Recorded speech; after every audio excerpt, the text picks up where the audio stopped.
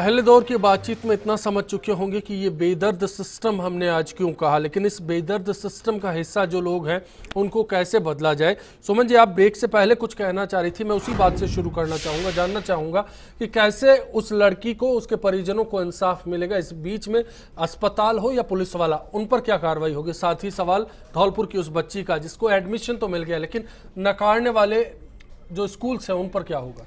देखिए, मैं पहले जैन साहब का जवाब देना चाहूंगी कि इतना विलम्ब क्यों हुआ, नोटिस देने से क्या होगा। एक व्यवस्था होती है जिसको अच्छी तरह से जैन साहब भी समझते हैं कि उस व्यवस्था को हम लोग लांघ के सीधे निर्णय नहीं कर सकते हैं। उस व्यवस्था को प्रोसीजर के थ्रू ही पूरा करना है, उसी प्रक्रिया को। ये नोटिस केवल कागज का पन्ना नहीं है जैन साहब, नोटिस गया है आयोग का तो उसका रिप्लाई भी आएगा, उसके खिलाफ कार्रवाई भी होगी। नोटिस जाने की खबर जब समाचार पत्रों में प्रकाशित हुई, चैनल में आया, तभी से अस्पताल में हड़कंप मचा। और ये विश्वास आपके चैनल पे दिलाना चाहती हूँ कि कागज का पन्ना केवल नोटिस का नहीं है, वो उसका असर भी आपको नजर आएगा। उम्मीद मैं करता हूं, उम्मीद नहीं, आपको वाली विश्वास भी करना चाहिए। अश्विनी, ये महिला आयोग की अध्यक्ष के नाते नहीं, इस पोस्ट की गरिमा के नाते बता रही हूँ कि ऐसा नहीं है कि हम लोग वो विषहीन सर्प नहीं है। इसको जो अब तक कहा जाता था कि ये विषहीन सर्प का कुर्सी है, कुछ कहता नहीं, केवल बोलता है। हम कर रहे हैं और कई जगह इसके उदाहरण भी अगर आप जानना चाहेंगे तो मैं बताऊंगी। दूसरा बात, जो बच्ची का बोल रहे हैं, मेरी जानकारी में ये मसला नहीं आया है, आप लोग के चैनल से ये मेरी जानकारी में आया। बिल्कुल उस स्कूल के खिलाफ कार्रवाई होनी चाहिए जो बच्ची के भविष्य से खिलवाड़ कर रहे हैं। हम डीओ साहब से नाम पूछ रहे हैं, लेकिन वो नहीं, वो मिल जाए, उसके लिए आप लोग परेशान नहीं हो। जानकारी में आ गई ना हमारी, मैं पूरी इसकी गहराई तक जाऊंगी और विश्वास दिलाती हूँ। लेकिन एक बात जो मुझे बहुत पीड़ा देती है, अपने 8 महीने के कार्यकाल में वकील जैसा ये जैन साहब कह रहे थे, इनका पूरा वास्ता है कालक कोर्ट से, न्यायालय से, उच्च न्यायालय से, सुप्रीम कोर्ट से। हम एक तरफ अगर महिला को लेके कोई कानून को लेके चलते हैं उसको संबल देने के लिए, दूसरी तरफ ऐसा कानून पैरेलल चलता है जो उस महिला का जो अत्याचारी है उसको सपोर्ट में बचाने के लिए आता है। हम इसी असमंजस में, कसमकस में रह जाते हैं, तारीख पे तारीख। माननीय कोर्ट के खिलाफ मैं कुछ बोलना नहीं चाहती, लेकिन इसीलिए आयोग के अध्यक्ष होने के नाते मैंने सुप्रीम कोर्ट से गुहार की कि 5 साल की छोटी बच्ची के साथ रेप हो जाता है, हम जांच और अनुसंधान में अपना सारा समय बर्बाद कर देते हैं। क्या मतलब, जब प्रूफ हो गया कि उसने रेप किया, उसको वो मान रहा है अपराधी कि मैंने रेप किया, फिर क्या सुनवाई, क्या जांच, क्या तारीख, सीधे एक्शन होना चाहिए। और इसी को चेंज करने के लिए, क्योंकि देश में सब कुछ बदल रहा है, तो कानून क्यों नहीं बदले। निर्भया के बाद जरूर सख्त हुआ, इस मत पर एक भावना, महिला की भावना, महिला आयोग की भावनाएं भी अभी भी बहुत जरूरत है जी।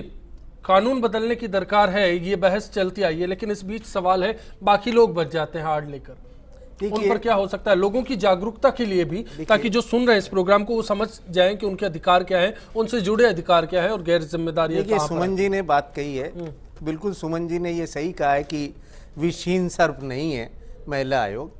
ऊपर आपका ये कहना है कि एक नोटिस जारी किया, उसकी प्रक्रिया है। तो मैं आपको याद दिला दूं कि महिला आयोग को, बाल आयोग को, सभी आयोगों को सिविल प्रोसीजर कोड के तहत जो कोर्ट को शक्तियां दे रखी हैं डॉक्यूमेंट समन करने की, आदमी को बुलाने की, वो दी हुई है। हाँ, बिल्कुल दी हुई है। सुन ले आप मेरी बात।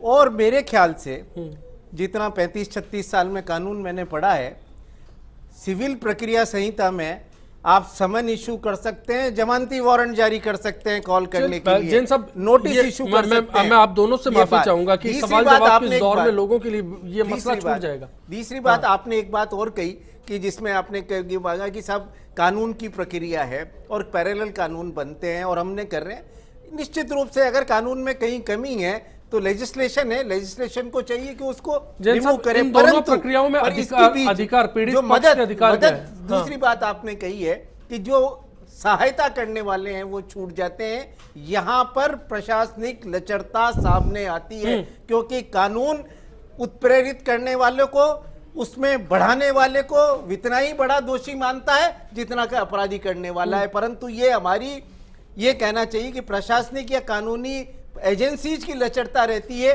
कि वो सिर्फ कुछ लोगों को छोड़कर बाकी लोगों को, इस मामले में जैसे एसएचओ था, एसएचओ का जो कुछ कहा 166 आईपीसी के अंदर अपराध है, राजस्थान पुलिस एक्ट के तहत अपराध है, राजस्थान पुलिस रूल्स का वायलेशन है। वहां के डीओ ने जो किया है वो उसका डिपार्टमेंटल मिसकंडक्ट तो है ही सही, बल्कि साथ में आईपीसी का भी अपराध है कि उसने उत्पीड़ित किया है।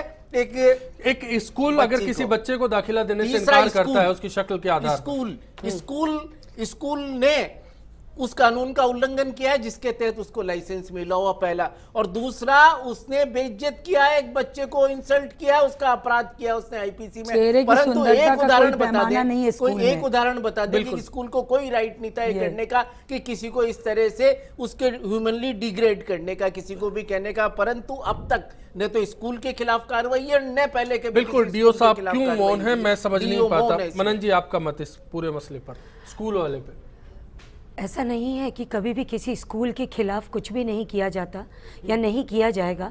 मैं पहले आपको बता दूं कि कमीशन भी एक कॉन्स्टिट्यूशनल पोस्ट है। ये किसी दल से बिलोंगिंग अगर अपन करते हैं, हाँ, तो आप इसको, लेकिन आप उसकी गरिमा को उसी तरह रखें। किसी पर्टिकुलर दल से अगर हम नहीं जोड़ेंगे तो कार्य करने में बहुत सुगमता होगी, नंबर 1। और स्कूल के खिलाफ जो कार्रवाई करनी चाहिए वो होगी। और जितने स्कूलों ने इस बच्ची को मना किया है उनके साथ में जो किया जाएगा वो एग्जाम्पल कोट करने लायक होगा। बिल्कुल मनन जी, एक वाकया हो रहा है सादुल शहर का, जहां पर एक दिव्यांग के साथ रेप होता है। 3 दिन पहले का वाकया है। 3 दिन तक पूर्व विधायक, गांव वाले थाने का घेराव करके बैठे रहते हैं। एसएचओ साहब ये जहमत नहीं उठाते कि मामले में जाकर तह तक पड़ताल करें।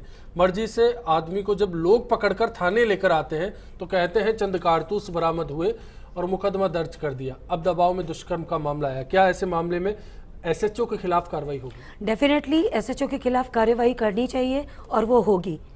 ये ऐसा नहीं लालगढ़ है, थाना है स्थानीय जो, हाँ, ऐसा नहीं है कि अगर कोई एक्शन, अगर कोई भी अपराधी है और कोई भी गलत किया है, वो किसी भी पोस्ट पर हो, कोई भी इंसान हो, इससे कोई बिलोंगिंग नहीं रखती कि वो इंसान कौन है, वो किस पोस्ट पे है। अगर वो गलत है, अगर उसने अपना काम सही तरीके से नहीं किया तो डेफिनेटली उसके खिलाफ एक्शन होगा और ये सबके लिए एक एग्जाम्पल भी होगा। रचोया साहब, क्या कार्रवाई हो सकती है? आला पुलिस अधिकारियों से उसके खिलाफ शिकायत हो या फिर वहीं से हो जाएगा समाधान?